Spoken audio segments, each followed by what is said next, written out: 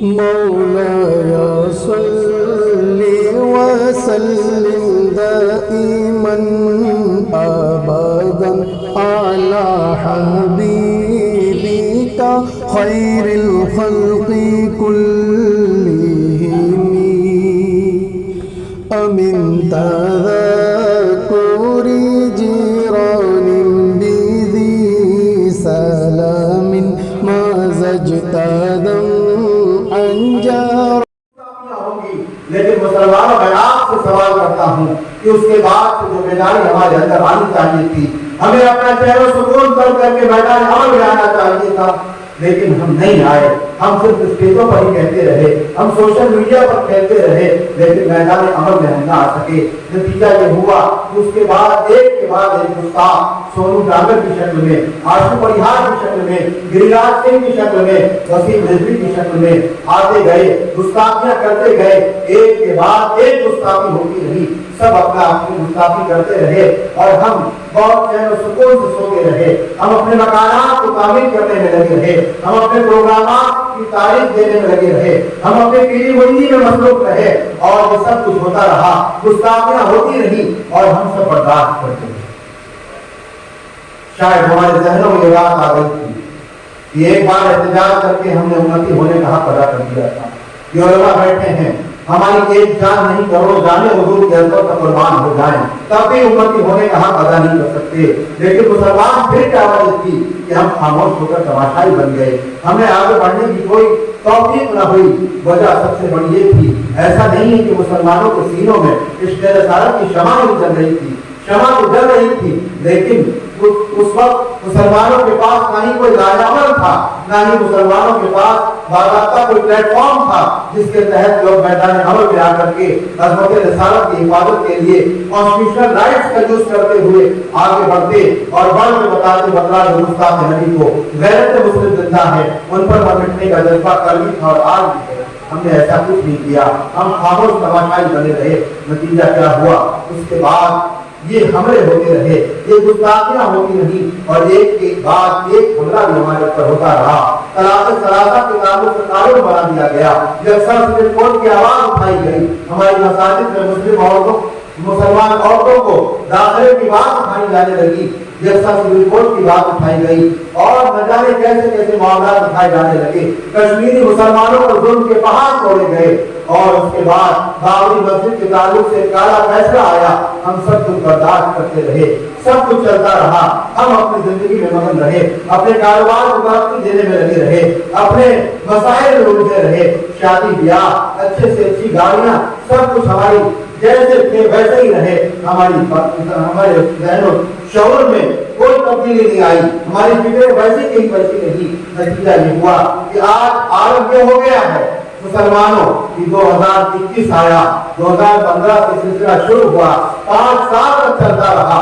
آج وسیم رضوی کہہ رہا ہے کہ ہم 36 آیتیں قرآن سے نکالیں گے، کہہ رہا ہے کہ ہم نے قرآن بنا دیا ہے، 36 آیتیں نکال کر کے۔ وہ کیوں کہہ رہا ہے؟ وہ اس لیے کہہ رہا ہے کہ آج سے چند سالوں قبل جب اس نے ہماری اور آپ کی ماں ام المومنین سیدہ عائشہ صدیقہ رضی اللہ تعالی عنہا کی شان میں گستاخی کی تھی، مسلمانوں کی ایسی گستاخی کی تھی، اس نے ایک یوٹیوب پر ٹریلر لانچ کیا تھا، ایک ویڈیو لانچ کیا تھا اور اس نے ایک ننگی عورت کو دکھایا تھا، معاذ اللہ، اور یہ کہا تھا مدر آف مسلم، یہ مسلمانوں کی ماں ہے، معاذ اللہ، کون معاذ اللہ۔ لیکن اس وقت بھی ہماری غیرتیں سو رہی تھی، ہم اسٹیجوں پہ تو کہتے رہے بدنام اور گستاخ نبی کو غیرت مسلم زندہ ہے۔ میں پوچھتا ہوں کیا خاک ہماری غیرتیں زندہ ہیں؟ اگر غیرتیں زندہ ہیں تو یہ گستاخیاں کیوں ہوتی رہی؟ یقیناً ہم صرف دعویٰ ہی کر رہے ہیں۔ رب کائنات قرآن مقدس میں ارشاد فرماتا ہے الف لام میم احسب الناس ان یترکوا ان یقولوا آمنا وهم لا یفتنون۔ اے لوگوں، صرف یہ کہہ رہے تھے، کیا تم یہ گمان کرتے ہو؟ مفہوم آیت ہے، کیا تم یہ گمان کرتے ہو کہ صرف یہ کہہ رہے تھے کہ ہم مومن ہیں تمہیں مومن مان لیا جائے گا، تمہاری آزمائش نہ ہوگی؟ مسلمانوں، رب کائنات نے فرمایا کہ کیا تم یہ گمان کرتے ہو کہ صرف یہ کہہ لو گے کہ ہم مومن ہیں، ایمان والے، تمہیں مومن مان لیا جائے گا؟ اعلیٰ حضرت سرکار جو حقیقت میں آج ہم ایک قدم آگے بڑھتے ہیں اور اس کے بعد ہمارے ساتھ ٹائٹل لگ جاتا ہے محافظ ناموس رسالت کا۔ ابھی میں نے جب 24 اگست کو جنتر منتر پر دھرنا دیا تو میرے نام کے ساتھ لوگوں نے القاب لگانے شروع کر دیے، کیونکہ ہماری جماعت کا وتیرہ یہ ہے کہ جس کو گراتی ہے بالکل گرا دیتی ہے اور جس کو اٹھاتی ہے آسمان تک لے جاتی ہے۔ نتیجہ یہ ہوا کہ میرے نام کے ساتھ محافظ ناموس رسالت لگنے لگا۔ کون سا کام کیا ہے ناموس رسالت کی محافظت کا؟ ابھی تو چنگاری پھوٹی ہے تاکہ لوگ تیار ہو جائیں، ابھی کوئی حفاظت نہیں کر سکے ہیں۔ ہمیں اپنے آپ پر خود شرم آتی ہے کہ ہم اپنے کاروبار میں مصروف رہے اور ہم جو کرنا چاہیے نہ کر سکے۔ ہم خود صرف کی بارگاہ میں توبہ کی اور پھر کرتے ہیں کہ مولا ہماری غلطیوں اور کوتاہیوں کو معاف فرما دے، ہمیں توفیق عطا فرمائے کہ سچے معنی میں ہم اپنے نبی کی عزت و عظمت کی حفاظت کر سکیں۔ تو میں نے فوراً سب کو منع کیا، میرے نام کے ساتھ کوئی بھی لفظ محافظ ناموس رسالت نہ لگا۔ دعا کرے اللہ ہم حفاظت کرنے کی ہمیں توفیق دے، ہر مسلمان کو توفیق دے، ہر مسلمان محافظ بن سکے۔ آج عالم یہ ہو گیا کہ پھر اسی گستاخ نے جس کو ہم نے نہیں روکا تھا، آپ سوچو مسلمانوں کیسے امتی ہو، ہمارے پاس کوئی عمل اس لائق نہیں ہے جس کی بنا پر ہماری بخشش ہوگی۔ ہمارے پاس ایک راستہ ہے، وہ ہے شفاعت مصطفیٰ صلی اللہ علیہ وسلم۔ بڑی امید ہے کہ شفاعت کی، یقین ہے کہ سرکار شفاعت فرمائیں گے، لیکن ذرا میں آپ کو سوال کرتا ہوں، کل جب ہم بارگاہ مصطفیٰ صلی اللہ علیہ وسلم میں حاضر ہوں گے، تمام انبیاء اور مرسلین کی بارگاہ میں جانے کے بعد جب وہاں سے واپس کیے جائیں گے، بارگاہ مصطفیٰ وہ بارگاہ جس کے بارے میں اعلیٰ حضرت فرماتے ہیں سب نے صف محشر سے للکار دیا ہم کو، اے بے کسوں کے آقا اب تیری دعائی ہے۔ جب اس بارگاہ میں حاضر ہوں گے، اگر سرکار نے سوال کر دیا کہ میری عائشہ کے سامنے اتنی شدید گستاخی ہو رہی کہ تم کیا کر رہے تھے، تو اس وقت کیا جواب دے پائیں گے؟ ہمارے پاس کوئی جواب نہیں ہوگا۔ اللہ نہ کرے میرے آقا فرما دیں کہ جاؤ جاؤ میں تمہاری شفاعت نہیں کرتا، تو ہم کیا کریں گے؟ کسی کام میں نہ رہ جائیں گے۔ لہذا اعلیٰ حضرت فرماتے ہیں آج لے ان کی پناہ، آج مدد مانگ ان سے، کل نہ مانیں گے، قیامت میں اگر مان گیا۔ آج ہمیں جو کرنا ہے وہ کرنا ہوگا، آج ہمیں طے کرنا ہوگا۔ مسلمانوں پتہ ہے ہماری بے غیرتی کا عالم کیا ہو گیا ہے؟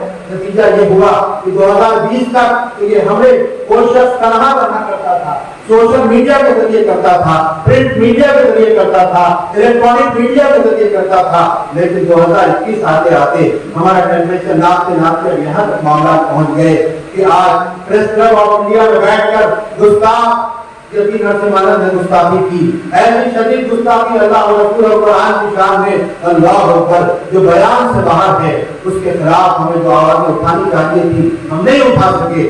ہمیں اپنا چینل سکون کر دینا چاہیے تھا۔ اللہ کون سا دن دیکھنا باقی تھا، کون سی چیزوں کا انتظام حکمت اور مصلحت کے نام پر ہم کر رہے ہیں۔ حضرت سعد بن ربیع رضی اللہ تعالیٰ عنہ غزوہ احد کا موقع ہے، میرے آقا صلی اللہ علیہ وسلم ارشاد فرماتے ہیں کہ لوگوں سعد بن ربیع نظریہ سے تلاش کے لاؤ۔ صحابہ اکرام رضوان اللہ تعالیٰ علیہ اجمعین تشریف لے جاتے ہیں، تلاشتے ہیں، کہیں سعد بن ربیع نظر نہیں آتے۔ ایک صحابی نے آواز دی کہ اے سعد بن ربیع تمہیں رسول اللہ صلی اللہ علیہ وسلم یاد فرمائے۔ اتنا سننا تھا۔ وہ سعد بن ربیع جو 7 لاشوں کے نیچے دبے تھے، توجہ دیجیے گا بھائی، وہ سعد بن ربیع جو 7 لاشوں کے نیچے دبے، جسم چلنی آخری سانسیں چل رہی تھی، لیکن آقا کا نام نامی سن لیا کہ سرکار نے طلب فرمایا، تو فرماتے ہیں کہ لوگوں رسول اللہ صلی اللہ علیہ وسلم کو سلام کہنا اور عرض کرنا اللہ تبارک و تعالیٰ آپ کو سعد بن ربیع کی جانب سے بہتر بدلہ عطا فرمائے۔ اس کے بعد انہوں نے ایک پیغام دیا تھا، ہم آپ کو اگر خدا نخواستہ کسی حادثے کا شکار ہو جائے، ایکسیڈنٹ ہو جائے، کوئی معاملہ ہو جائے، تو ہماری خواہش یہ ہوگی کہ ہمارے ماں باپ، بھائی بہن، بیوی بچے سب مل جائیں، اور اگر وہ مل جائیں گے تو ہم ان سے کہیں گے کہ فلاں جگہ میری فلاں پراپرٹی ہے، فلاں تجوری میں میرا اتنا مال ہے، فلاں بینک میں اتنا بیلنس ہے، تو سب اپنے قبضے میں کر لینا۔ حتیٰ کہ فلاں لائف انشورنس کے ایجنٹ کے پاس میرا انشورنس پالیسی رکھی ہوئی ہے، وہ لے لینا۔ ہمارا معاملہ یہ ہو، لیکن اللہ اکبر وہ سعد بن ربیع صحابی رسول تھے، ہماری آج کی طرح اسٹیجوں میں اور جلسوں میں بیٹھ کر ناموس رسالت کی بات کرنے والے نہیں تھے. وہ حقیقتاً عاشق رسول تھے, وہ حقیقتاً محافظ ناموس رسالت تھے. لہٰذا انہوں نے ایک پیغام دیا. یہ پیغام بظاہر صحابہ کرام رضوان اللہ تعالیٰ علیہ اجمعین کے لیے تھا, لیکن حقیقت یہ ہے کہ وہ پیغام قیامت تک کے آنے والے مسلمانوں کے لیے تھا. کیا تو پیغام ذرا توجہ سے سنیے گا. تو فرماتے ہیں تم میں سے کوئی ایک بھی آنکھ چمکتی رہی اور کافر رسول اللہ صلی اللہ علیہ وسلم پر حملہ آور ہو گئے تو اللہ کی بارگاہ میں تمہارا کوئی عذر قبول نہیں ہوگا. کیا مطلب؟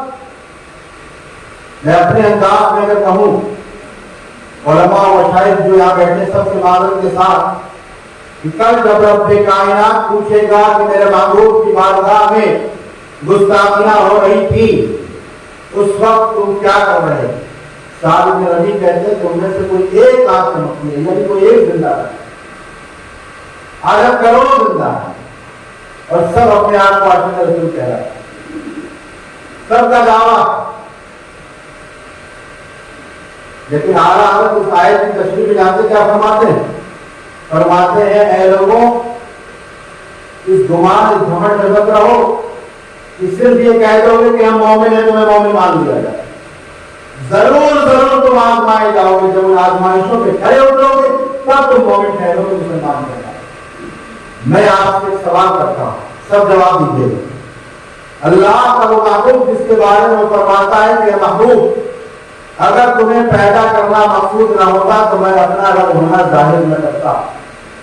اس محبوب کی بارگاہ میں گستاخیاں ہو, کیا مسلمان کے لیے اس سے بڑی آزمائش کا کوئی دور ہو سکتا ہے؟ بولیے, نہیں ہو سکتا نا. تو آپ سوچ لیجیے. سعد بن ربیع کیا کہتے ہیں تم میں سے کوئی ایک آنکھ چمکتی ہے. تو کل جب رب کائنات پوچھے گا کہ میرے محبوب کی بارگاہ میں گستاخیاں ہوتی رہی تم کیا کر رہے تھے, تو کوئی امام صاحب یہ کہہ کر نہیں بچ پائیں گے کہ مولا میں تو امامت کر رہا تھا, اگر میں ان گستاخیوں کے خلاف میدان عمل میں آتا یا لوگوں کو میدان عمل میں آنے کی ترغیب دیتا تو میری امامت جا سکتی تھی, ٹرسٹی مجھے مسجد سے باہر نکال سکتے, میرے بچے بھوکے رہ سکتے. اللہ کے بارگاہ سے بہانہ نہیں کرے. اگر کسی خطیب صاحب نے, مبرر صاحب نے, پیر صاحب نے, شاعر صاحب نے یہ کہا کہ میری تو تاریخی خالی نہیں تھی, میں دین کا کام کر رہا تھا, اس لیے میں میدان عمل میں نہیں آ سکتا, نہ لوگوں کو کھل کر اس کے بارے میں بھی بتا سکا, تو یہ بھی بہانہ نہیں ہے. ناموس رسالت کی حفاظت سے بڑا کوئی دین کا کام نہیں. عظمت رسالت کی حفاظت ہر مومن کے لیے ہر سانس پر کو کرنا ہی پڑے. اگر کسی پیر صاحب نے یہ کہا کہ ہماری پیر مریدی سے ہم کو فرصت نہیں تھی کہ ہم میدان عمل میں آ جاتے, تو یہ بھی بہانہ نہیں چلے.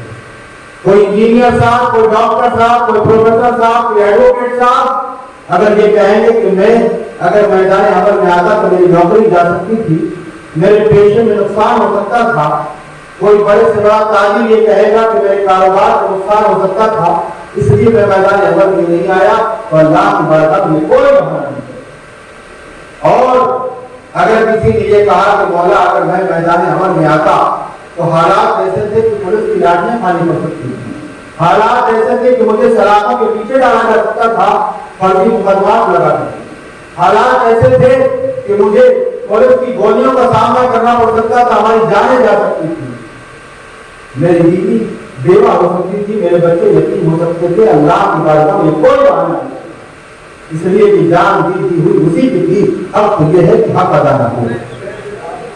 عزیزان محترم, ہماری اس بےعزتی کا انجام یہ ہوا کہ پریس کلب آف انڈیا میں بیٹھ کر گستاخی کی گئی, اور اس گستاخی کے بعد ہم نے 8 مارچ کو جب میرا روڈ سے پہلے FIR کرائی, اور الحمدللہ FIR کرانے والے ایک عالم دین مولانا بلال احمد قادری صاحب جن کا بھی آپ نے خطاب سنا تھا, اور قاری آصف رضا صاحب جو تحریک فروغ اسلام کے قومی نائب صدر ہیں, انہوں نے وہ FIR کرائی.